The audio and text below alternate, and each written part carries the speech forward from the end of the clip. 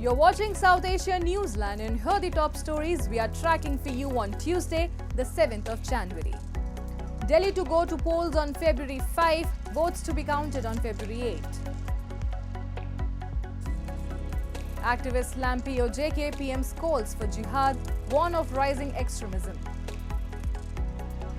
And powerful earthquake rattles Nepal, kills at least 53 in Tibet.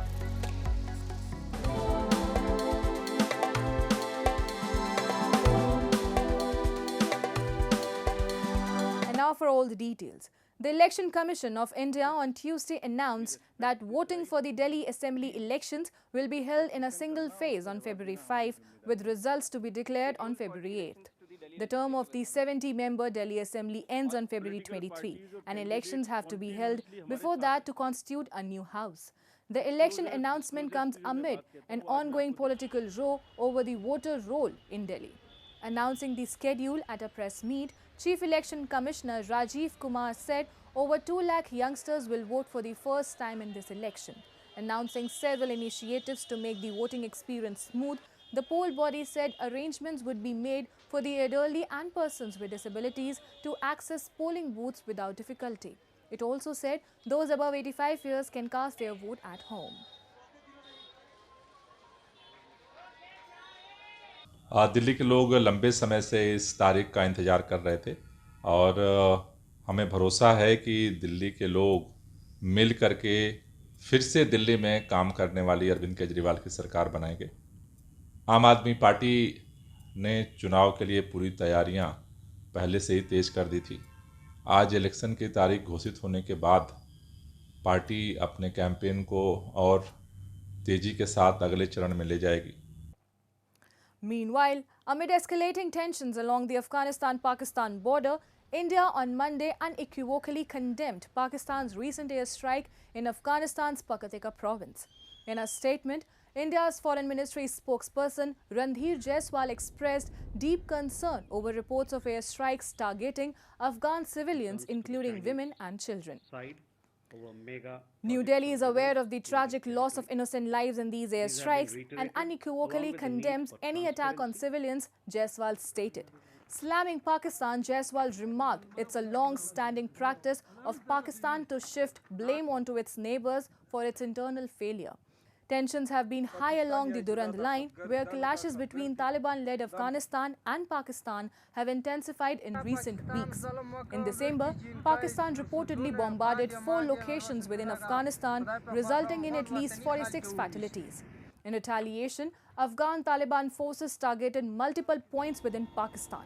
The relationship between the two neighbors remains strained, with Pakistan accusing Afghanistan of harboring militants responsible for attacks on its soil, a claim that Afghan Taliban firmly denies.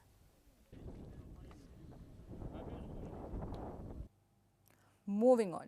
The Islamabad High Court on Tuesday in a detailed judgment on the post-arrest bail petition of former Prime Minister Imran Khan in the Toshakhana case declared that the accused cannot be prosecuted for failing to deposit a Bulgari jewelry set gifted by the Saudi Crown Prince to the state treasury under the rules.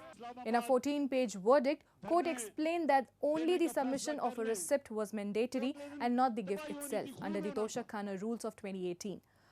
While penalties were introduced in 2023 through changes in the rules for non-submission of gifts to the state treasury, the same could not be applied retroactively to actions from prior years, the court ruled. Imran Khan is in jail for over a year now in multiple cases. Meanwhile, activists have expressed alarm after the so-called Prime Minister of Pakistan-occupied Jammu and Kashmir called for jihad on January 5th, pledging to revive jihadi culture in the region. They warn that such rhetoric promotes extremism, targets progressive voices, and endorses terrorism under the guise of the Kashmir issue. A report. Activists have raised concerns about the situation in Pakistan-occupied Jammu and Kashmir after the POJK's Prime Minister's call for jihad on January 5 during the observance of the so-called Right to Self-Determination Day. The event, organized by various factions of radical groups, saw the Prime Minister address a crowd and promise that his government would support the revival of jihadi culture in the region. Raising concern, activists have claimed By stoking jihadi culture in POJK, the government is likely to target progressives, liberals, and nationalist secular elements of the society. They have said such declarations made under the guise of advancing the Kashmir issue is a blatant endorsement of terrorism in the name of Islam. They are they are being empowered by this POJK Prime Minister. This is the first time in the history of POJK when a sitting Prime Minister has said that the government will facilitate jihadi culture. The government will facilitate jihad in POJK. And the result was that the same evening, jihadi groups, Jihad Council and other Lashkar and all those Mujahid,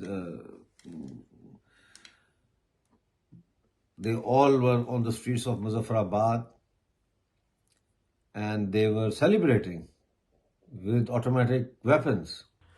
We are deeply concerned and alarmed by the recent public statements made by the so-called Prime Minister of Azad Jammu and Kashmir, Chaudhry Anwarul Haq, in which he openly called for initiating jihad.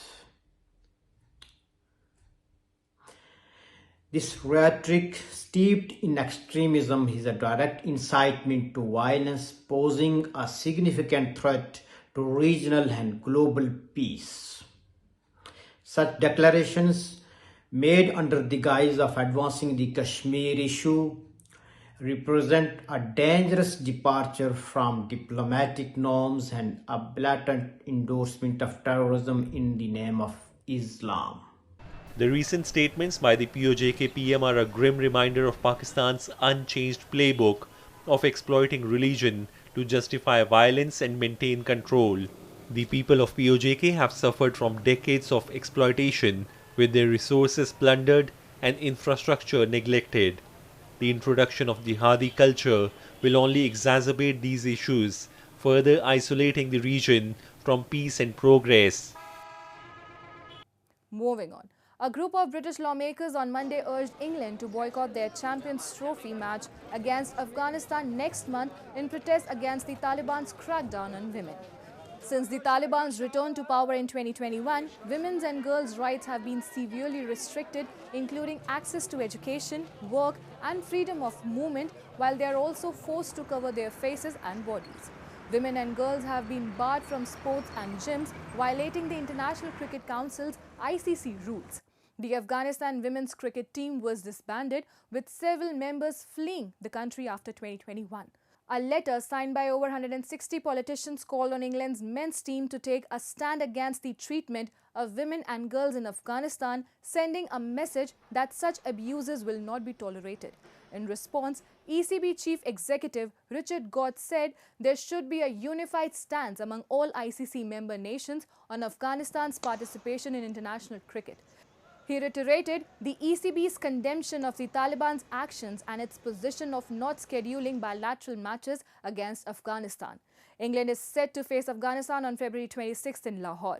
They previously played against Afghanistan in 2023 50-over Cricket World Cup and the 2022 T20 World Cup. Last year, Australia cancelled a T20 series against Afghanistan over concerns about the worsening human rights situation for women.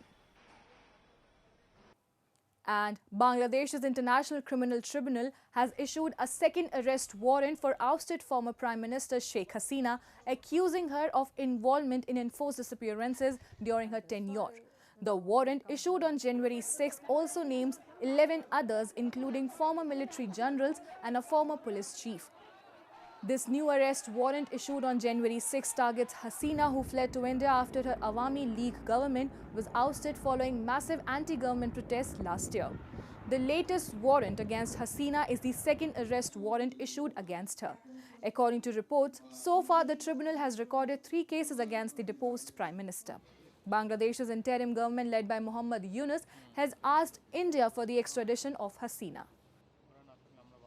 A magnitude of 6.8 earthquake struck the northern foothills of the Himalayas near the Nepal-China border on Tuesday, killing at least 53 people in Tibet and shaking buildings in Nepal, Bhutan and India. According to the China Earthquake Network Center, the quake occurred in the early hours of Tuesday with its epicenter in Tingri, a rural Chinese county known as the northern gateway to the Everest region, at a depth of 10 kilometers. While 53 people were reported dead and 62 injured in Tibet, no casualties were reported from Nepal as of the latest updates. Tremors were felt in Kathmandu, Nepal's capital, located about 400 kilometers away, prompting residents to flee their homes. The quake also jolted Thimphu, the capital of Bhutan, and the northern Indian state of Bihar, which borders Nepal.